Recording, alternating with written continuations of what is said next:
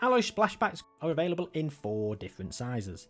A high-rise splashback, 3000mm x 750mm, which allows you to fill the wall behind your hob with a continuous design right up to the cooker hood with no joins. There's a mid-rise splashback which is 3000mm by 600mm, which are perfect behind sinks. A standard hob panel which is 600mm by 800mm for use behind 60cm wide appliances. And a wide hob panel which is 900mm by 800mm for use behind 90cm wide appliances. Of course, you can cut the panels down to size to bespoke your kitchen and requirements.